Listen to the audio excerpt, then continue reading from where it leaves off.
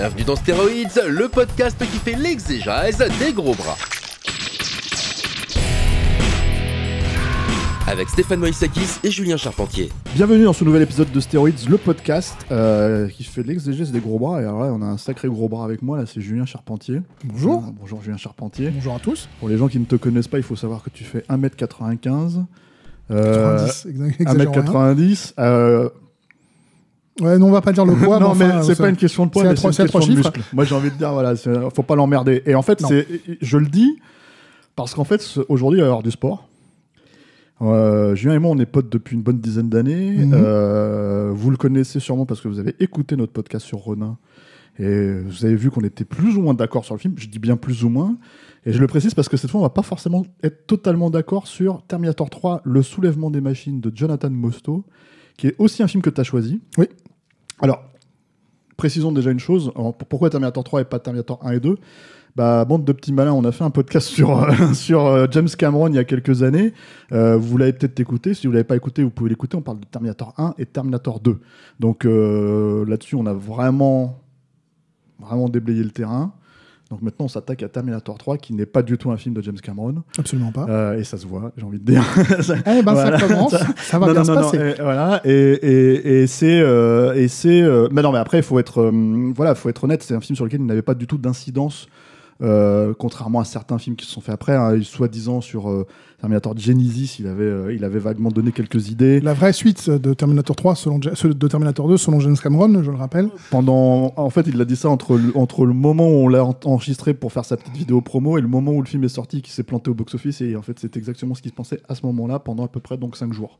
Voilà. Mais depuis, il a fait aussi Terminator Dark Fate, qui est considéré comme la véritable suite de Terminator 3, selon sauf qu'en fait, globalement, il y a quand même effectivement ce Terminator 3 au milieu, qui date de 2003, qui est donc déjà une suite tardive, hein, faut le préciser, hein, c'est-à-dire 12 ans après l'énorme carton de Terminator 2, en fait, qui était, mine de rien, alors un événement un peu pétard mouillé, presque, on a envie de dire, par rapport en tout cas à la franchise, hein, à cette époque-là, dans le sens où c'était le dernier film d'Arnold Schwarzenegger avant qu'il devienne gouverneur de Californie, voilà.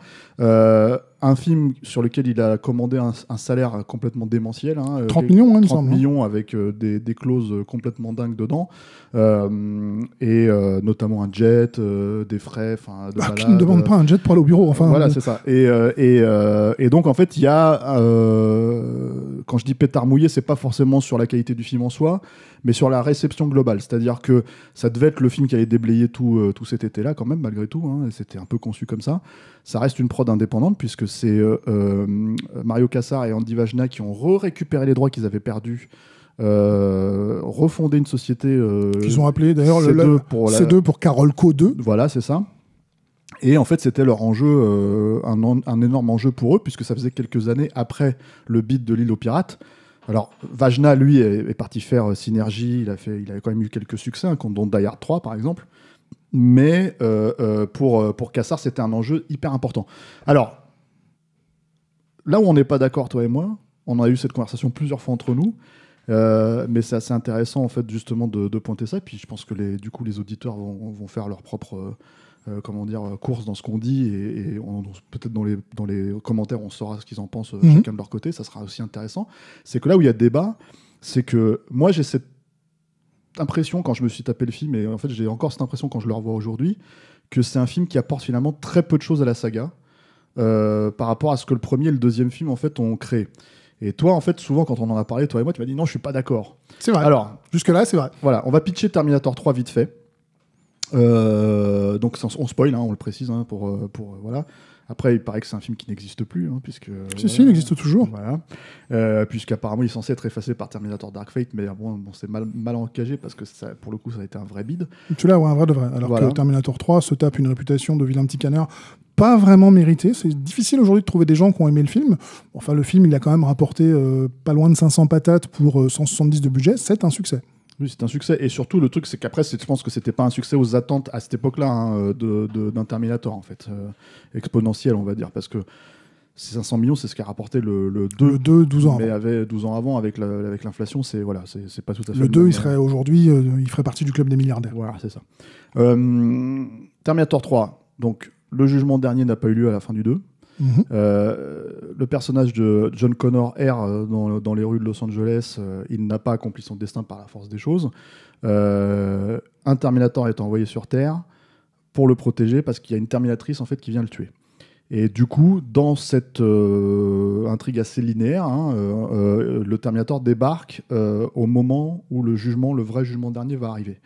Et l'idée, c'est que au milieu de tout ça, il y a un personnage qui est le personnage de Claire Dance, qui est un personnage féminin qui va devenir la femme de John Connor et qui apparaît en fait ils se rencontrent à ce moment-là aussi. Catherine Brewster. Et là, ça devient donc une espèce de longue course-poursuite pour essayer d'empêcher d'abord le soulèvement des machines, qui est dans le titre, et ensuite éventuellement la fin du monde. Et alors, obligatoire, on va spoiler la fin. On est obligé. Je pense qu'on peut pas. On est vraiment obligé. Donc, moi, même si Stéphane et moi ne sommes pas forcément d'accord sur le film, si vous êtes intéressé par le film et que vous l'avez toujours pas vu, voyez-le avant parce que la fin, c'est quand même un gros morceau. Voilà.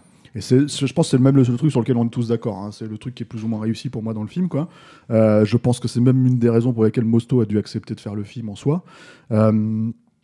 Maintenant, alors, je vais te laisser parler en fait, pour toi, tu considères que c'est la meilleure suite, la meilleure suite après évidemment les films de James Cameron, ce qui, bon, certains argueront que c'est pas si difficile que ça finalement. Hein. J'aime bien les Terminator, sauf Genesis avec lequel mais personne n'aime Genesis. Même la mère du réalisateur n'aime pas Genesis. Quoi. Va savoir. Ouais. Même Jai Courtney n'aime pas Genesis. Jai Courtney en même temps de la carrière. Quoi. Un grand acteur avec un charisme de fou. Voilà. Bon après, donc ouais, je te laisse donc défendre. Fais ton argumentaire pour la défense de Terminator 3, le soulèvement des machines. Mon argumentaire, je ne sais pas tant si c'est une défense que plutôt la passion d'un homme qui aime réellement le film.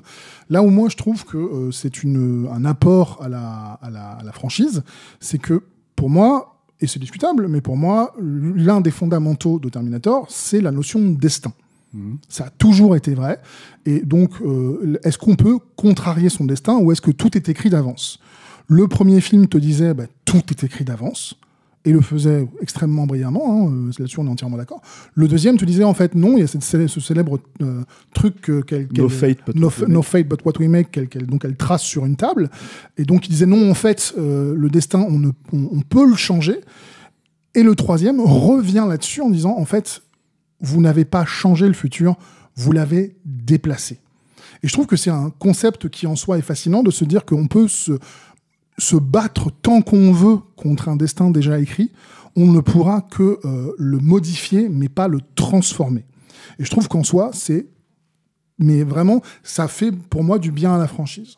Un autre truc que je trouve très intéressant, c'est que Terminator 1 est le film de Sarah. Et bien entendu de Kyle Reese, mais c'est le film de Sarah. Donc c'est l'histoire d'amour de Sarah et de Kyle. Le deuxième film, c'est l'histoire de Sarah et de John. Et le troisième film se dit, ok, mais comment on peut renouveler un petit peu ce qu'on racontait ? Est-ce qu'il y a vraiment un intérêt à faire revenir Sarah, puisque son arc, globalement, après le 2, il est fait. Elle a accompli son rôle de mère, elle a accompli son rôle de mère du sauveur de l'humanité, donc par extension de sauveuse de l'humanité, parce qu'elle a quand même fait 2-3 trucs. Et donc ils se sont dit, ok, le troisième film sera le film de John. Et là où je trouve le truc intéressant, c'est qu'on fouille la psyché d'un homme qui dit, mais vous me faites chier avec mon rôle de héros, je l'ai pas demandé moi. Je veux pas de ce rôle-là. J'ai pas les épaules pour l'avoir. Lui se sent comme un type tout à fait normal. Et donc, parce que tu disais, il y a une Terminatrice qui vient dans le passé pour tuer John. En fait, non, c'est ça. C'est un des trucs intéressants du film, c'est qu'elle vient dans le passé pour tuer les lieutenants de la Résistance. Pourquoi ? Parce que John... Vas-y, non, je t'en prie, vas-y. Mais j'allais dire, je rajoute juste une précision. Ça, c'est intéressant, effectivement, dans le film. Après, ça ressemble un peu à l'ouverture du premier Terminator. C'est-à-dire qu'elle vient, dans la façon dont c'est démontré, c'est que même si c'est pas les lieutenants qu'elle vient tuer, en fait, de la même manière que le premier Terminator se pose la question de savoir qui sont les Sarah Connor, les différentes Sarah Connor de Los Angeles, et il en bute 4-5 avec le même nom, pour être sûr d'avoir la bonne, quoi. Là, en fait, elle va chercher 4-5 personnes, et elle a elle est dans une espèce de nuit meurtrière, de la même manière, en fait, où elle va éliminer les ennemis. Et c'est à peu près fait de la même façon, c'est ça que je voulais dire. Structurellement, effectivement, c'est la même chose. Maintenant, d'un point de vue de ce que ça raconte, je trouve ça super intéressant de dire, ok, en fait, on a perdu le mec qui va gagner, puisque Skynet donc veut empêcher ce type-là d'aider à gagner la guerre. On ne sait plus quoi faire. Ok, ce qu'on fait, c'est qu'on envoie notre Terminator dans le passé pour buter tous ces lieutenants, parce que peut-être que si on fait le vide autour de lui, ça suffira. Et dans cette nuit-là, par un concours de circonstances, sur la liste de ces lieutenants, il y a Catherine Brewster, sauf que c'est en même temps la nuit où Catherine Brewster et John Connor vont se rencontrer, et c'est une personne qui deviendra très importante dans la vie de John Connor, puisque c'est la femme forte dont il a besoin, et au final, qui est son bras droit et sa femme. Et donc, du coup, tu te retrouves effectivement avec cette Terminatrix qui goûte un pansement, parce qu'en fait, sur la langue, elle a des nanomachines super méga powerful qui font qu'elle peut connecter l'ADN directement. C'est notre côté scientifique où on sait exactement de quoi on parle. Évidemment, parce qu'on est super fort en physique, en physique quantique et en biologie en même temps. Et elle goûte donc en espérant trouver Catherine Brewster. Et là, elle a cette réaction. D'ailleurs, Jonathan Mostow avait dit « Je voulais que Christina Loken ait une tête presque comme si un robot avait un orgasme. » C'est-à-dire que tout d'un coup, la cible numéro 1 a été retrouvée. Et pareil, c'est ça. Alors qu'on partait sur un film dont on pensait que la dynamique était OK, c'était un petit peu différent, on repart sur un Terminator plutôt classique qui t'emmène donc Terminator 2. Oui, mais qui t'emmène dans une poursuite. Les Terminators fondamentalement sont des poursuites et qui va ensuite utiliser pas mal d'humour qu'on a reproché au film en disant oui, mais il déconne trop. Mais j'ai l'impression qu'en fait, cette façon de déconner, parce que c'est vrai qu'il y a plusieurs blagues, certaines drôles, certaines moins drôles, chacun voit midi à sa porte, mais elle te prépare tout doucement à ce côté inéluctable. Et ce côté inéluctable-là, moi, je le trouve absolument fascinant. C'est-à-dire que quand tu vois le film la première fois, tu ne sais pas. Tu penses que tu vas voir un film classique dans lequel les gentils vont gagner à la fin. Et quand tu le vois une deuxième fois, tu t'aperçois en fait que le côté inéluctable, pendant tout le film, le T-800, donc Schwarzenegger, te le dit. Non mais... je viens, en fait, ça va arriver. Le jugement dernier, ça va arriver. Donc, vous le compreniez. C'est vrai qu'il y a une tromperie de spectateurs, parce qu'en fait, une tromperie de spectateurs pour le bien de ce que ça raconte, hein, parce que justement, en fait, quand il se retrouve en face du père de Catherine Brewster, qui est une des personnes qui, entre guillemets, travaille sur le nouveau Skynet, en fait, via le nouveau Skynet. Enfin, c'est Skynet en l'occurrence, c'est toujours Skynet. C'est toujours Skynet dans celui-là. Il travaille sur Skynet. Mais c'est plus Cyberdyne, pardon. C'est ça. C'est un autre terme j'arrive pas à me rappeler parce que c'est moins iconique que Cyberdyne, excuse-moi. Tu veux dire le nom de leur truc, mais c'est pas grave. CSR ou je sais pas quoi, CRS. C'est quelque chose comme ça. Ce CRS. Voilà, allez, on va dire, tu vois. Et je sais plus exactement comment c'est, mais le truc, c'est que ce personnage-là leur dit voilà, il faut que vous alliez là. Et en fait, eux sont persuadés que c'est pour arrêter la guerre, et en fait, c'est encore autre chose. Mais ça, on va y venir après. Ouais. Ton plaidoyer est terminé ou est-ce que tu as encore des choses à dire? Non, parce qu'en fait, moi, j'ai quelques questions du coup par rapport à ça, et c'est assez intéressant de les confronter parce que, en fait, c'est sélectif la logique du destin là-dedans. Et notamment par rapport à ce que tu m'as envoyé, ce que tu me donnes comme information et ce que tu précises, tu vois, c'est que, ok, on parle du destin de John Connor, c'est le destin de John Connor, mais par exemple, le destin de ses lieutenants, c'était d'être des lieutenants avec lui, et comme ils se font buter là, bah, leur destin est coupé court. Oui. Donc il y a quand même beaucoup de questionnements vis-à-vis de ça. Et moi, justement, en fait, le problème que j'ai de manière générale, en fait, avec cette logique de revenir à le destin inéluctable que tu ne peux pas arrêter, même si le film va dans cette direction-là, je suis d'accord avec toi, puisque de toute façon, la fin le démontre, c'est que c'est quand même hyper pratique pour lancer une suite. C'est-à-dire que, en gros, pendant longtemps, il y avait... alors ça, j'adore cette anecdote, je la trouve absolument géniale. C'est tellement James Cameron que je suis sûr qu'il l'a sorti pour de vrai, et qu'en plus, si on lui avait donné les moyens, il l'aurait fait. Mais en gros... quand il a été question de récupérer les droits de Terminator 3, Kassar et Vajna sont allés voir Cameron pour lui dire bon, on a les droits, qu'est-ce que tu veux faire? Et en gros, Cameron sortait à ce moment-là de Titanic, qui est donc le plus gros film de l'histoire du cinéma à ce moment-là, le plus gros carton, le truc totalement inattendu. Et il a refusé tous les projets sur lesquels, à la base, il était engagé depuis quelques années, c'est-à-dire un Terminator 3, parce qu'il il était question qu'il en fasse un, contrairement à ce qu'il a dit des années après, où il disait non, moi je n'ai jamais voulu faire un troisième film. Je pense qu'il en était vraiment question. Hein. Je pense qu'il avait une trilogie à boucler. Et il y avait Spider-Man, par exemple, qui finalement est en les bras de Sam Raimi, avec des idées de son scénario, lui, hein, d'origine. Et donc, en fait, c'est des films qu'il a refusés. Et il a mis 12 ans à faire Avatar derrière, quoi. Et notamment la grosse anecdote qui m'a fait rire, je l'avais peut-être raconté d'ailleurs dans le podcast sur James Cameron, c'est moi je veux bien faire Terminator 3, mais si vous me laissez faire péter une vraie bombe nucléaire. ce qui est complètement... ça lui ressemble. C'est-à-dire que je pense que c'est une manière de dire, allez, foutez-moi la paix, j'ai pas envie de faire le film. Mais d'un autre côté, si les mecs lui avaient dit, allez, banco, tu vois, s'il y avait un mec aussi fou que lui, tu vois, il aurait dit, ouais, je le fais, on y va, tu vois. Donc le truc, c'est que je pense que c'est assez révélateur du bonhomme. Et en plus, bon... c'est cohérent parce qu'il y a des explosions atomiques dans Terminator 3. Bref. Mais on va y revenir aussi. Donc là, il y a déjà ce premier questionnement où je pense que c'est très pratique de dire ouais, mais en fait, le destin, il existe parce que en fait, on a besoin de faire une suite. Avec ou sans James Cameron, tu vois, avec d'autant qu'on a Schwarzenegger, etc. Donc je pense qu'il y a déjà cette première problématique-là. Ensuite, il y a quand même une grosse notion de suite. C'est-à-dire que moi, ce qui me pose un peu problème avec le Terminator 3, c'est que ce qui fait vraiment avancer l'intrigue, et là j'entends tout ce que tu as dit et je comprends, jusqu'à un certain degré. C'est-à-dire qu'il faut savoir que, alors dans les faits, le film est fait, hein, donc voilà, mais en fait, l'idée c'était de récupérer Sarah Connor et de la faire mourir au milieu. Et je pense qu'un des manquements du film, c'est comme ils n'ont pas eu Linda Hamilton parce qu'elle s'est dit, moi ça m'intéresse pas en fait de faire un film où j'apparais la moitié du film et puis voilà. Et je pense qu'elle le faire sans Cameron à l'époque, c'était pas forcément pour elle quelque chose de plus en 2003, on va dire, en 2002, c'était moins intéressant qu'en 2018 ou en 2019 avec Dark Fate. Et elle s'est dit, bah, je le fais pas. Et du coup, ils se sont dit, bon, qu'est-ce qu'on va faire ? Et si elle n'est pas au milieu, même si on la fait pas crever, elle a disparu. Et je trouve que faire mourir Sarah Connor d'un cancer quand tu sais que c'est une combattante. Moi, j'ai trouvé ça superbe. J'ai vraiment trouvé ça beau. C'est-à-dire qu'effectivement. Moi, ça manque de la scène pour le vendre, quoi. C'est vrai qu'on n'a pas la scène, mais j'ai trouvé que c'était fait avec beaucoup de délicatesse et de dire. En fait, ce personnage est resté un combattant jusqu'au bout. Elle avait une leucémie au stade terminal. Et elle a attendu le 29 août 1997 pour être sûre être sûre, alors qu'elle aurait dû crever avant. Je trouve que c'est une belle fin pour une combattante. Est-ce qu'elle manque au film ? C'est quand même un personnage extrêmement important. Donc moi, elle ne me manque pas parce que j'adore le film, mais je peux tout à fait comprendre qu'elle peut manquer. En tout cas, il manque une porte de sortie, une vraie porte de sortie, et c'était dommage de la bazarder en 2 lignes de dialogue, je trouvais. C'était ça le truc. Et enfin, il y a cette notion que, en fait, comme je le disais, c'est une suite avec, en fait, je pense, beaucoup de passages imposés.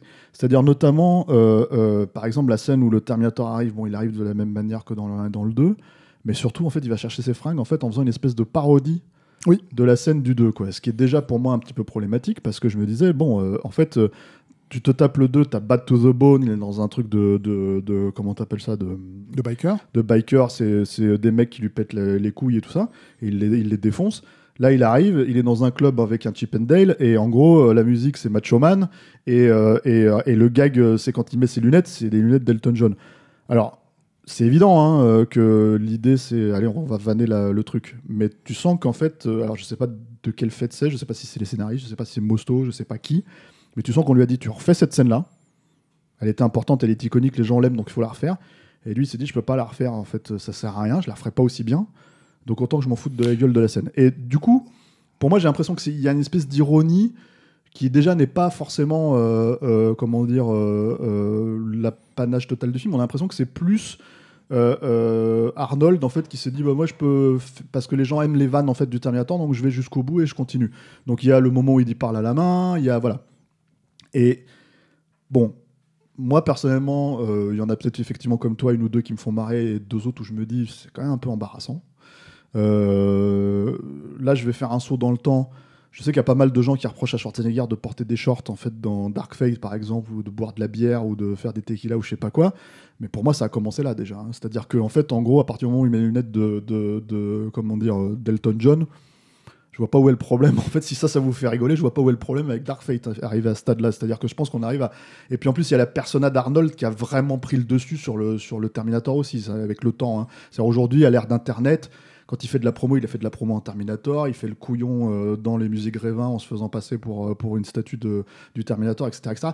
Donc voilà, là je faisais ma petite aparté sur les gens qui reprochent ça dans Dark Fate, alors que je pense que l'origine elle est déjà dans Terminator 3.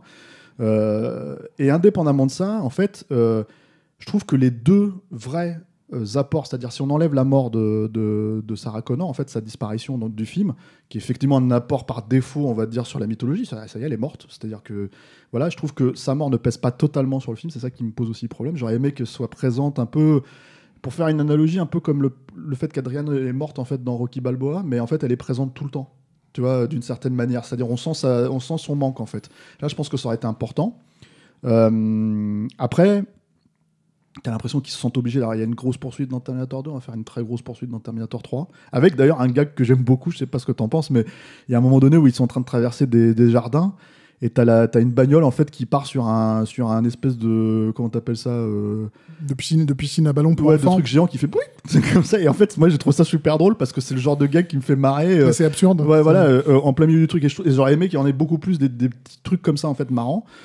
Plus qu'on fait gonfler les nichons de la Terminatrix, tu vois, ou ce genre de truc où je trouve ça un peu. Mais ça, moi, j'ai pas trouvé que c'était une blague. J'ai trouvé que c'était plutôt intéressant, mais malheureusement pas exploité. Ouais. C'est-à-dire qu'elle regarde une affiche Victoria's Secret, elle voit donc des push-ups et elle se fait monter les seins puisqu'elle va se faire contrôler par un flic. Et tu aurais pu dire, en fait, elle va se servir de sa sexualité au travers du film, mais vu que ce n'est pas exploité, effectivement, ça devient juste une blague et tu fais bon. Voilà, et puis surtout, elle en avait pas besoin pour buter le flic en fait, si tu veux. Oui, vu ce qu'elle en fait derrière, voilà, effectivement. Donc il y a tout un tas de trucs comme ça où c'est. Bon, vous avez vu, c'est une gonzesse qui joue le Terminator cette fois, tu vois. Donc ça fait un peu. Je trouve que ça c'est clairement pour le coup, c'est une idée. Là où je te rejoins, c'est qu'il y a beaucoup de choix de ce film qui ont été faits en fonction de Terminator 2. Voilà. Il y a parfois des fois où. Et du succès de Terminator 2, de la popularité. Il y a des fois où il a du mal à exister par lui-même. Voilà. Le fait de prendre. Au début, si je me souviens bien, il y avait eu des discussions pour avoir Vin Diesel dans le rôle du Terminator. Qui n'ont pas abouti, je suis pas sûr que ce soit une mauvaise idée.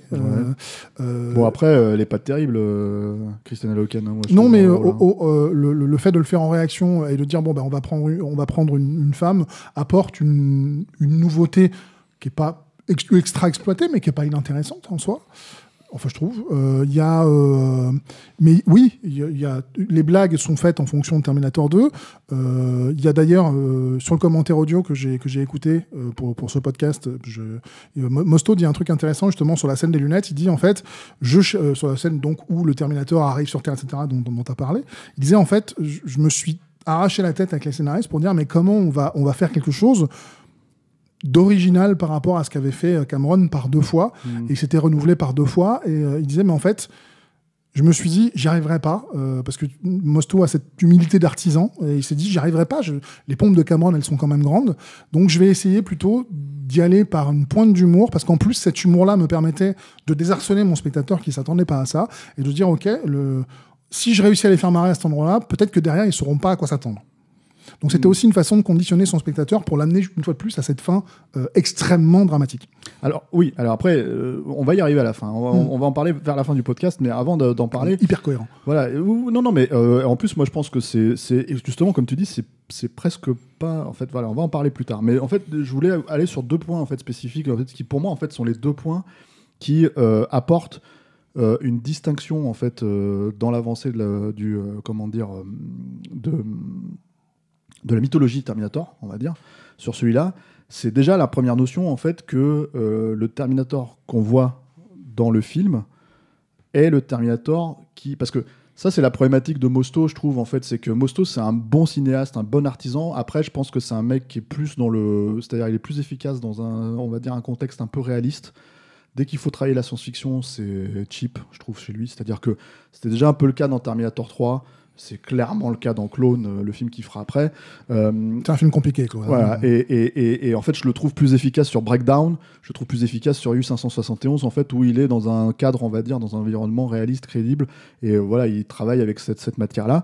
Et du coup, il y a tout un tas de trucs avec le Terminator, pour moi, qui fonctionnent pas du tout. C'est-à-dire que le côté Boris Karloff, là, de la scène où, en fait, il est manipulé pour redevenir plus ou moins méchant. Et en fait, si tu veux, t'as Arnold qui n'a jamais été un très grand acteur non plus. Hein. Il joue très très bien le Terminator, mais bon, voilà. D'un seul coup, quand tu lui fais jouer la décision de est-ce que je tue ou je tue pas, en fait, est-ce que je suis mon protocole, est-ce que je suis ma mission d'origine, est-ce que je suis ce qu'on m'a reprogrammé, tu vois, pour buter John Connor. Pour ceux qui n'ont pas vu le film, donc il y a un moment, l'un des pouvoirs des capacités de la Terminatrix, c'est la capacité donc d'influer directement sur des machines. Le Terminator étant une machine, en fait, elle l'influe et elle change sa directive pour la retransformer en tue John Connor. Voilà. Et lui, comme il est venu pour le protéger, il y a un conflit intérieur.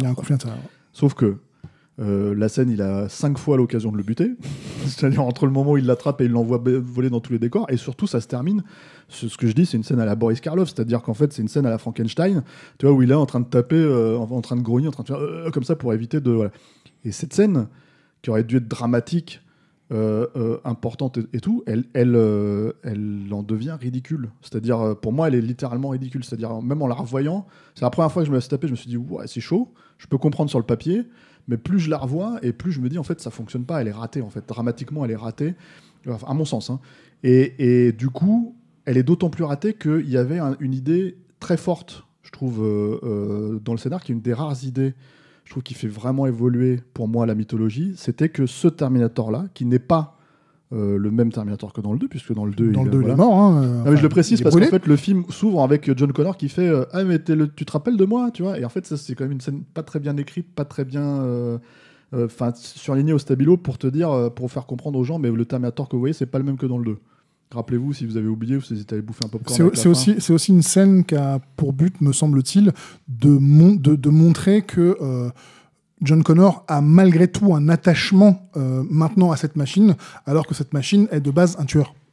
Oui, mais c'est surtout que c'est pas la même, en fait, si tu veux. C'est-à-dire qu'en gros, si tu veux, ce qui est problématique pour moi dans cette écriture-là, c'est que je sens qu'on s'adresse au spectateur à ce moment-là, plus qu'à John Connor, et que John Connor passe un peu pour un idiot qui n'a pas compris que c'était pas la même chose, la même machine. Moi je trouve qu'on voit, et le film me présente. Tu vois, on n'est pas d'accord. Ne me frappe pas, Julien, s'il te plaît. Le film montre pendant tout le film un personnage à la frange. À la frange parce qu'il est paumé, à la frange parce qu'il veut pas vivre, à la frange parce que il ne veut pas de ce destin, comme le prouve une scène où il se fout un flingue sur la tempe en disant vous commencez tous à m'emmerder. Et donc du coup cette scène, je vais pas te dire qu'elle est extraordinairement réussie et qu'elle me fout les larmes aux yeux, je te mentirais, mais je la trouve pas totalement déconnante. Là, on parle de la scène où il essaye de le tuer. Non, de la scène dont tu parlais, où il dit tu te souviens de moi. Ah oui, d'accord. Parce que le personnage est à la frange, il est à la limite de devenir dingue, le gars, parce qu'il a un destin dont il ne veut pas, il sait pas quoi en faire. Alors moi je trouve que c'est pas écrit comme ça, mais c'est pas grave. Enfin, le truc en tout cas c'est que j'ai vraiment l'impression que c'est un truc où Mosto se dit faut que je sois clair, il faut que les gens comprennent, donc je vais le bazarder là. Et bon, les scénaristes ne sont pas James Cameron, donc je pense qu'ils sont pas. Voilà. Là-dessus, on est obligé d'être d'accord. Les scénaristes de track sur Internet et je sais plus quoi d'autre. Enfin, bref, Terminator 3 et Terminator Renaissance, donc ils ont aussi fait des travaux intéressants, ces deux messieurs.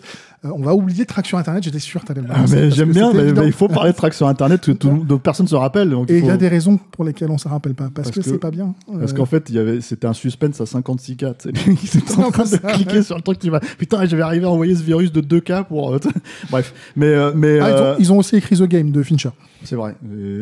Salut. Donc bref. Ok, t'aimes pas Brancato et Ferris, donc ça c'est fait. Mais le truc c'est que donc ils ont une idée. Je sais pas si c'est eux, je sais pas si c'est Mosto, peu importe. Mais c'est une bonne idée, je trouve. Et c'est cette idée que ce Terminator, donc ce modèle de T800, qui est là en fait, c'est celui qui a tué John Connor dans le futur. Et du coup en fait, Catherine Brewster leur programme, leur envoie pour le protéger. Et donc du coup.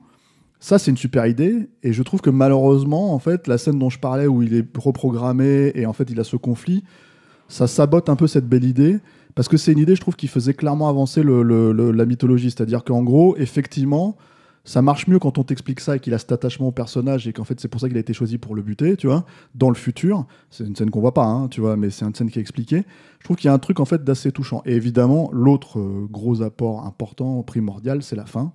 Et en fait, on y vient, c'est-à-dire que en gros, mais il y a un côté inéluctable, certes, parce que ça s'est avancé, c'est pour le coup bien travaillé dans le film, mais en même temps, la question de savoir est-ce que c'est un happy end ou pas, est-ce que on peut débattre vraiment. Moi, j'ai envie de dire, quand tu vas voir un Terminator et qu'en fait, à un moment donné, en fait, depuis le premier, on est tous en train de fantasmer sur la guerre entre les humains et les machines. Bah, c'est presque un happy end en fait que ça se termine de cette manière-là, d'une certaine manière, parce que oui et non, parce que là effectivement là c'est. Mais en fait là tu parles en tant que spectateur. Dramaturgiquement, c'était pas gagné d'avance. Qu'ils arrivent à le faire. Qu'ils arrivent à aller jusqu'au bout et d'un point de vue non plus dramaturgique mais business, d'avoir un film à 170 patates qui se finit avec une fin méga dépressive, parce que moi je me souviens, je l'ai vu en salle et ça rigolait quand il mettait les lunettes d'Elton John et ça rigolait quand il disait par la main. Et il n'y avait plus une respiration dans la salle à la fin du film. C'était dingue de ressentir ça, parce que j'étais pareil qu'eux. Hein. On était tous... Oh, ah ouais, ils ont été jusqu'au bout. Donc voilà, donc le jugement dernier a lieu. Et donc en fait, en gros, la Terre, il y a des très belles images en fait de la Terre en train de s'autodétruire sous les missiles atomiques. Voilà, ils arrivent dans cet endroit où les a envoyés le père de Catherine Brewster. Ils descendent et jusqu'au dernier moment, le niveau technologique. Ils sont persuadés qu'ils vont tuer le système corps. Je suis désolé, je l'ai regardé en anglais, du coup je fais un anglicisme horrible. Et quand ils arrivent en bas, ils s'aperçoivent que pas du tout. c'est un bunker. Que c'est un bunker et qu'en fait, le père, il les a envoyés là donc pour une seule raison, qu'ils survivent, puisque c'est un bunker anti-atomique. Voilà. Et donc, le film se termine sur un discours de John Connor en voix off, qui explique quelque chose de tout bête. On est en 2003, hein, donc l'Internet est, ça y est, bien arrivé dans nos chaumières, mais il nous le rappelle juste en disant, mais on ne peut pas aller détruire l'unité centrale de Skynet. Il n'y en a pas. En fait, Skynet, il est partout. Skynet, c'est toutes les machines en serveur qui sont devenues, qui sont devenues une singularité, qui sont devenues un esprit qui vit. Et donc, du coup, il explique que ça ne pouvait pas finir autrement que par la destruction de l'humanité. 3 milliards d'êtres humains qui meurent. Voilà. Et donc le truc, c'est que t'as ces belles images, t'as une très belle musique de Beltrami qui d'ailleurs étrangement, et ça je crois que c'est du fait justement des producteurs, n'utilisent absolument pas le thème de Terminator sauf dans le générique de fin. Et ça je pense que je l'avais interviewé à l'époque justement, et je sais plus, on n'avait pas parlé de ça parce que j'avais pas encore vu le film, mais en gros il avait laissé sous-entendre que c'était un film compliqué dans le sens où pour lui il y avait en fait un thème hyper iconique. Et en gros, quand je lui ai posé la question autour de ça, il m'a dit vous verrez, mais en fait, il n'est pas primordial pour le film, quoi. Et il y a malgré tout un très beau thème musical à ce moment-là, je trouve, en fait, qui participe aussi beaucoup à l'émotion de la séquence, quoi. Qui s'appelle le JC thème de John Connor. Ah ouais, mais je savais pas. Je n'écoute pas la BO à part, mais c'est vrai qu'en revoyant le film, je me suis dit c'est quand même un joli passage et Beltrami a fait un super travail là-dessus, quoi. Et pour moi, en fait, alors c'est marrant, c'est que je l'ai pas pris du tout comme un truc dépressif. C'est-à-dire que je l'ai vraiment pris comme un truc de les festivités vont vraiment commencer. C'est-à-dire que normalement, dans le prochain film, on devrait ne pas être trop attaché à faire une sorte de remake presque non avoué de Terminator 2, quoi. C'est-à-dire que c'est... voilà, pour moi, c'est la grosse problématique du film et je pense que c'est la problématique que la plupart des gens ont. On a fait il y a quelque temps un podcast avec Julien Dupuis sur Die Hard 2 où on parlait complètement de ça, c'est-à-dire qu'en fait l'idée qu'à un moment donné on est tellement dans une logique de suite qu'on refait des moments clés, et c'était le cas de Die Hard 2 en fait vis-à-vis du premier, en essayant vraiment de satisfaire, on va dire, les spectateurs qui ont aimé le film d'origine. Alors là, c'est pas le film d'origine Terminator 2, mais c'est clairement un film qui est complètement différent du premier, et en même temps totalement cohérent. Et du coup, je pense que c'est, à l'époque où Terminator 3 sortait, l'une des problématiques du film. C'est-à-dire qu'en gros, même si Mosto a effectivement une aura de bon artisan, de quelqu'un qui fait des films carrés, qui fonctionnent et tout, ce qui est le cas, hein, Terminator 3 jusqu'à un certain degré, il était limité par, je pense, la problématique des producteurs qui voulaient vraiment s'assurer qu'ils avaient un film dans la lignée de leur plus gros succès, c'est-à-dire Terminator 2. Donc se refaire complètement après le beat de Léo Pirate, être sûr de ne pas rater leur coup sur ça. Et après, je pense les limites des scénaristes aussi en soi, parce qu'il faut être honnête. Encore une fois, il y a, je pense, en fait, beaucoup de choses qui font que... Voilà, et du coup, ce qui fait que c'est un film où on peut être satisfait, comme moi, par exemple, en tout cas, c'est mon cas, sur l'aspect bourrin. Parce que oui, en plus, voilà. On n'en a pas parlé, mais il y a quand même des scènes d'action de façon relativement régulière. Moins une. La scène des soulèvements des machines que je trouve quand même extrêmement cheap. C'est-à-dire qu'en fait, en gros, je sais pas toi, mais moi, je me rappelle que ça avait été un gros souci parce que je m'étais dit, t'as une putain de scène de poursuite en bagnole au début qui est quand même assez efficace, assez bien foutue. Monstrueux. Assez énorme. C'était l'été où il y avait 3 grosses poursuites dans les blockbusters hollywoodiens. T'avais Bad Boys 2, t'avais celle-là et t'avais Matrix Reloaded. Et mine de rien, elle tenait quand même la dragée. Elle est assez chouette. Quelle belle année 2003 quand même. Ah ouais. Et surtout Bad Boys 2. Hein, j'étais sûr de dire ça. Voilà. Mais il y a ce truc en fait où donc ça c'était hyper réussi et du coup en fait le soulèvement des machines. Moi j'en fais une blague à chaque fois je dis c'est le soulèvement des machins quoi parce que en fait en gros tu te retrouves avec quand même 2 machines un peu pétées tu vois avec un design en plus moi je trouve mais alors je comprends hein, vis-à-vis en rétro design on va dire vis-à-vis de ce que Cameron a fait dans le premier et dans le 2 je comprends qu'il y ait qu'ils se sont dit bon faut qu'on c'est le T1 c'est littéralement il s'appelle littéralement le T1 hein. Mais en fait le T1 on dirait un beau Fabière quoi avec un bide et tout qui se plante avec 2 mains mais tu dis n'importe quoi mais si il a un côté moi à chaque fois on dirait un tank ouais, on dirait un bide on dirait qu'il a un bide bref et donc, je suis gaulé comme un Terminator c'est assez cool en fait non voilà et alors oui et le truc c'est que si tu veux t'as ce truc où finalement c'est des combats dans les couloirs du nouveau truc alors c'est là où t'aurais aimé que ça s'étende un peu plus, tu vois, que le personnage du T-800 en fait se battre contre eux un peu plus, etc., et ce genre de choses, quoi. Et je trouve que c'est un petit peu limité et expédié par une baston entre le Terminator et la Terminatrix, quoi. Qui est assez formidable, mais là mais avec des grosses blagues sexuelles pourries. C'est intéressant ce que tu soulèves parce que c'est un moment du film en fait où il y a deux aspects quasiment qui se font la gueule. C'est-à-dire que structurellement, ça s'appelle le soulèvement des machines, il faut bel et bien soulever. C'est ce qu'ils essaient de faire en mettant des Hunter-Killer miniatures, donc les grands appareils qu'on voit dans les Terminator, et puis c'est T1. Et en même temps, c'est ce moment du film où le film vrille vers le drame qu'il doit être, puisqu'il se termine sur un drame. Donc on est sur les enjeux de la perte, on est sur les enjeux de ces gens qui se préparent à devenir... les sauveurs de l'humanité alors qu'ils en sont même pas conscients à ce moment-là. Donc on est sur une trajectoire de personnages dramatiques alors qu'on est sur une trajectoire de blockbuster où il faut qu'il y ait tout qui pète. Et c'est vrai que ces deux aspects-là se font un tout petit peu la gueule à ce moment-là. Et c'est peut-être pour ça aussi que ce soulèvement des machines est un peu déceptif parce que c'est plus le cœur à ce moment-là. Alors attention parce qu'il faut pas dire déceptif, il paraît. Moi, j'ai pas envie de te reprendre dans l'absolu, mais on nous reprend tellement. C'est pour ça que ça déçoit un petit peu. Voilà. Ça va comme ça ? Ouais, ça va aller. C'est pas pour moi, c'est pour les gens qui commentent sur Internet, quoi. On se l'est pris dans la gueule, mais c'était une blague, vas-y. Mais ça peut jouer en tout cas sur l'appréhension, puisque tu as ces deux trajectoires qui s'accordent pas totalement. Et c'est vrai que ce soulèvement des machines n'a pas l'ampleur que le titre sous-entendait. Voilà, surtout quand tu voyais dans la bande-annonce, encore une fois, en fait, les images des Terminators en train de descendre les rues, tu vois, de Los Angeles, en fait, comme tu avais dans 3 plans au début du film, mais qui sont exactement utilisés comme les plans au début de Terminator 2. Tu vois. Et c'est là, en fait, où c'est dommage, parce que tu te dis, merde, putain, moi, j'aurais voulu voir les rues, en fait, en flammes, ce genre de choses, etc., tu vois. Mais c'est plus de la faute, peut-être aussi du titre que du film lui-même. C'est-à-dire que le titre te survend un truc qui n'est pas l'idée du film, puisqu'on est vraiment au moment où, en fait, où Skynet devient une singularité, et non pas au moment où les machines pètent tout, quoi. Oui et non, mais après, le truc, entre guillemets, c'est que, comme ils ont le titre, ils essaient de le montrer dans le film aussi, quoi. Il y a une scène coupée qui est plusieurs. voilà, mais il y en a une qui est assez connue, on va dire, pour ceux qui ont suivi un peu la genèse du film, qui s'appelle la scène du Sergeant Candy. Voilà, qui est une scène en fait qui démontre en fait, je pense, les problématiques de cette suite pour moi en fait de manière assez elle est très courte, elle dure 1 minute, peut-être 1 minute 50, 2 minutes, et en gros c'est il t'explique pourquoi le Terminator le T-800. Bravo, on est au stade où quand tu trouves un film moyen, tu vas carrément chercher dans les scènes coupées pour pouvoir taper dessus. Bravo. Non mais c'est intéressant parce que c'est une scène intéressante en fait. Je pense qu'elle démontre pas mal de choses, quoi. C'est-à-dire, et bon, elle est coupée, mais en fait par contre ils la mettent clairement en avant dans le DVD, dans les bonus, et en plus, elle soulève une idée, encore une fois, qui est liée à la mythologie, tu vois, de Terminator. Pourquoi le Terminator ressemble à Schwarzenegger, ce qui est quand même déjà une question qui se posait dès le premier film, c'est-à-dire, putain, les mecs, ils envoient un mec qui est censé, en fait... un infiltrateur qui est gaulé comme Monsieur Univers, littéralement. Et il a un accent à couper au couteau. Pourquoi une machine a un accent à couper au couteau ?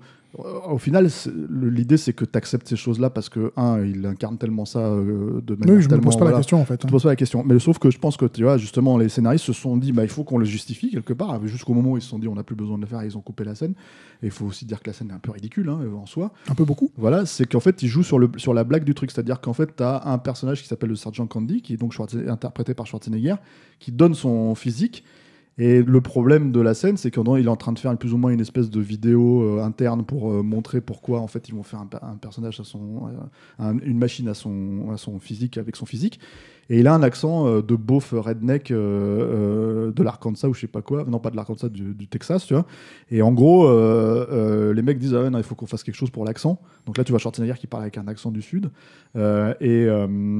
Et comment dire, et j'ose espérer que t'imagines si le film était sorti comme ça avec cette scène et en fait en VF ils avaient fait un accent du sud à Schwarzenegger. Tu commences à te devenir. Je veux pas imaginer des choses comme ça. Pourquoi faire ? Sont monstrueuses, quoi. Bref, et en gros le gag c'est que le perso à qui on dit ça, il répond avec la voix de Schwarzenegger en disant on peut changer ça. Donc du coup, en fait en 1 minute ils expliquent pourquoi les T-800 ont le physique de Schwarzenegger et pourquoi il a cette voix-là. Et voilà, enfin bref. Et le problème, c'est que c'est un gag. Oui, mais quasiment qu'un gag. Alors, ils l'ont coupé. C'est une scène coupée. Elle n'existe pas dans le film. Non, elle n'existe pas dans le film, je suis d'accord avec toi. Mais c'est vrai que, en gros, elle démontre aussi pas mal, des fois, l'approche du film. C'est-à-dire que si tu veux résumer aux gens qui n'ont pas forcément vu le film Terminator 3, ce truc-là, si tu leur montres cette scène-là, il y a, je trouve, pas mal de choses en fait qui se retrouvent finalement. Voilà, pour moi, ça équivaut aux lunettes à la Elton John, ça équivaut à parler à la main et ce genre de gags en fait qui étaient déjà plus ou moins, qui pour le coup sont dans le film. Oui, mais qui sont pas si nombreux que ça non plus. Il y a pas à la main, il y a les lunettes. Il n'y en a pas des milliards non plus, mis à part non, mais t'as le truc où Schwarzenegger il se prend un poteau, ce genre de choses, tu vois, c'est des trucs en fait où à un moment donné t'as envie de dire bon d'accord, certes. Qu'est-ce que t'appelles Schwarzenegger qui se prend un poteau? Il y a pas un truc à un moment donné où il se prend un poteau dans la gueule dans Terminator 3 ou alors il se prend le camion d'à côté ou je sais pas quoi. C'est pas qu'il se prend un camion d'à côté, c'est avec les lunettes tordues, avec ce genre de choses, tu vois, c'est des trucs un peu. C'est la TX qui se sert donc de sa capacité donc de contrôler les véhicules pour à la fois envoyer une grue et la grue et l'ambulance pour mettre Schwarzenegger en sandwich, et donc il se fait démonter la gueule sur l'ambulance. Oui, mais sauf qu'en fait il le transforme comme un gag, c'est un truc à la Tex Avery quoi, c'est-à-dire qu'en fait en gros à la Bibi et Coyote, c'est-à-dire qu'à un moment donné quand tu revois Schwarzenegger, le gag c'est qu'il a une lunette tordue, il est là en train de faire sa gueule voilà, et en fait d'ailleurs il fait une scène à la Get Down du Terminator 2, il envoie péter les mecs. Il fait sortir tous les pompiers. Ouais. Donc t'as tout un tas de trucs comme ça où je te dis t'as l'impression en fait qu'il y a une espèce de manière de se frotter aux deux et en disant bah effectivement comme tu l'as dit on peut pas vraiment se frotter aux deux, donc en fait on va faire des gags autour de ça pour faire passer un peu il y en a quelques-uns et là-dessus faut bel et bien admettre puisque c'est effectivement le cas, c'est là. Maintenant voilà, c'est un film que se fâcher, il va me taper. Mais non, on va pas se fâcher. Je trouve vraiment que c'est un film qui essaie qui doit rentrer dans les pompes de Cameron, ce qui est virtuellement impossible, puisque toi comme moi, on considère que c'est l'un des plus grands cinéastes de cette planète, mais qui essaie sincèrement de bien faire, et donc qui a un scénario que je trouve plutôt dans l'ensemble bien écrit, qui a des scènes d'action qui, je trouve, débourrent méchamment, qui a une fin qui est parmi probablement celles qui m'ont le plus surpris et qui m'ont le plus plu au cinéma. Je la revois encore aujourd'hui, j'ai toujours des frissons, ça marche à tous les coups. Avec celle de The Game? Non, pardon. Petit con.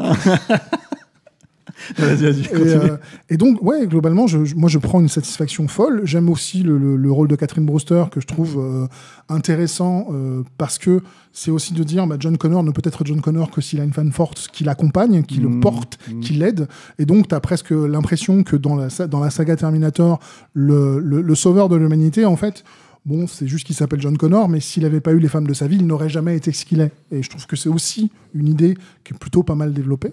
L'actrice s'en sort très bien, alors que elle est globalement arrivée sur le tournage 3 semaines après le début des prises de vue. Oui, parce que c'était Sophia Bush qui devait jouer le rôle. Sophia Bush qui a joué dans le formidable remake d'Itcher. Voilà, donc c'est dont on ne fera pas un épisode. Non, voilà. Enfin on pourrait, mais pourquoi faire voilà. Et donc elle a vraiment. Par contre, on a fait un épisode sur le Hitcher de le vrai, donc si vous voulez. Le seul en fait. Voilà, ouais. Non, il y a une suite aussi qui est relativement. Je l'ai pas vu. Non, c'est rigolo, mais c'est pas non, mais après je suis d'accord. Moi, je pense que c'est une question de perception. C'est-à-dire que le plaisir que je prends à Terminator 3 pour en tout cas boucler ma partie, mais tu pourras rajouter ce que tu veux rajouter derrière, voire même rebondir et hurler. C'est que moi je le vois comme une version commando, mais bien filmée. C'est vraiment. Non, en fait, c'est ça. Moi, je prends le plaisir. En fait, mon plaisir, c'est un plaisir de bourrin. Et en fait, j'essaye de le déconnecter quelque part. C'est pour ça d'ailleurs que j'ai pas trop de problème avec l'idée de entre guillemets l'effacer, même si tu peux pas l'effacer puisqu'il existe, il a été fait le film. Et d'ailleurs, comme tu l'as dit toi-même, Dark Fate se base, enfin en tout cas tu l'as peut-être dit hors antenne quand on en parlait entre nous. Il y a pas mal d'idées. Il y a pas mal d'idées qui reprennent effectivement, mais je pense que le problème c'est que comme tu as 15 galops d'essai avant Dark Fate, c'est sûr que Dark Fate passe totalement pour un truc qui qui pioche dans ces idées-là et qui sont des idées qui sont logiques aussi quelque part quand tu suis, on va dire la mythologie de Terminator, mais c'est vrai que moi j'ai tendance à le décorréler un peu de Terminator dans l'absolu. Déjà c'est plus facile parce que c'est pas le même acteur qui joue John Connor, et ça on a oublié de le préciser, mais c'est Nick Stahl qui joue John Connor. En gros t'as ça, et puis t'as Silverstein qui apparaît, enfin le psy quoi. Ouais, qui apparaît pour une scène, voire un plan. Voilà, c'est ça, il y a pas Sarah Connor, donc en fait au bout d'un moment tu peux pour moi facilement décorréler. C'est-à-dire que si c'était arrêté à Terminator 3 dans l'absolu, on va dire on aurait 3 films. Je pense que ça aurait fait beaucoup moins méritant. C'est-à-dire c'est un film qui aurait été. C'est-à-dire il a ses mérites en soi, c'est-à-dire des mérites de film d'action où je prends un certain plaisir, tu vois. Mais après, par rapport à un Terminator de base, en fait, si tu veux, voilà. Maintenant, évidemment, qu'à côté de Renaissance et à côté de Genesis, tu vois, pour moi, c'est une merveille, Terminator 3, c'est sûr. Mais on va peut-être pas faire un podcast sur Renaissance où je vais te dire que j'adore ce film. Non. Okay. Mais d'ailleurs, non, on va pas le faire. Pas maintenant. En tout cas, peut-être l'autre fois, on verra, mais pas maintenant. Et le truc, c'est que voilà, il y a. Moi, c'est ça. Je t'ai dit, je sais que c'est une formule un peu, mesquine. mais pas tout à fait fausse, tu vois, pour moi, si je suis honnête avec moi-même, c'est vraiment, pour moi, c'est Commando en bien fait, en bien filmé, tu vois, en bien foutu, et moi ça me va, hein, j'achète, hein, tu vois, c'est-à-dire je prends mon plaisir là où il est, là-dedans, mais on va dire sur la mythologie Terminator, je reste vraiment en dehors de la très jolie fin, tu vois. Alain, la technique, tu couperas juste avant qu'ils disent le 978e mai, on restera sur c'est un film en fait, je l'achète. Ça me plaît bien, je pense qu'on peut s'arrêter là-dessus en fait. On fait toujours long avec les grosses suites en fait de films, voilà. Donc tu voulais rajouter un truc à la... Globalement, tu as dit que c'était un film où tu trouvais les satisfactions. Moi, je vous dis, c'est un film où je trouve énormément de satisfaction. Démerdez-vous avec. Globalement, si vous l'avez pas vu, voyez-le. Si vous l'avez déjà vu, revoyez-le. De toute façon, vous passerez dans tous les cas pas un mauvais moment, parce que ça reste... C'est vrai, ça va. Ça reste un... Même si tu l'aimes moins que moi, tu ne dis pas que c'est une honte. Non, mais parce que en fait, voilà, après c'est pas, voilà, ça reste Clone, c'est une honte. C'est le film suivant de Mosto, mais. T'as vu The Hunter Sprayer qu'il a fait il y a 2 ans ? Oh la vache, ça fait de la peine. Hein. Ça fait vraiment de la peine. Après, je sais pas ce qui s'est passé. C'est un cinéaste assez bon. On en a pas mal parlé, mais c'est un cinéaste assez étonnant en fait, parce que il est censé être assez simple, mais c'est vrai que je pense que c'est ce qu'il perd aussi, quoi. C'est-à-dire qu'il est pas sophistiqué pour un sou. Et on va dire que je pense que Terminator 3 lui a quand même fait du mal à lui, pour le coup, non pas en termes qualitatifs, hein, mais vraiment en termes de perception du cinéaste qu'il est à Hollywood, quoi. Donc je pense que ceci explique, parce qu'il a fait que 2 films, hein, finalement, derrière, c'est ça, et Clone, tu vois. Et en fait, voilà, c'est dommage. Après, faut être honnête, c'est des mauvais films. Enfin, j'ai pas vu celui dont tu parles, mais j'ai vu le Clone. Ça fait passer Clone pour une merveille. D'accord. Voilà. Merci Monsieur Charpentier. Merci à toi de m'avoir invité. Voilà, pour me faire défoncer la gueule, on est toujours copains. Hein. On est toujours copains. Ah, ça va alors. Merci Alain à la technique, tu vois, je le dis, c'est parce que tu l'as dit, tu viens de me rappeler qu'il fallait que je le dise aussi. Merci Alain, merci à la technique. On se retrouve la semaine prochaine, merci de nous avoir écoutés, donc on se retrouve la semaine prochaine avec un autre film, je ne sais pas encore quoi, on verra. Hein. Vous pouvez nous suivre sur les réseaux habituels. Vous pouvez nous écouter sur Spotify, sur YouTube, sur Deezer, sur SoundCloud, sur tous ces formidables réseaux. Et à la prochaine.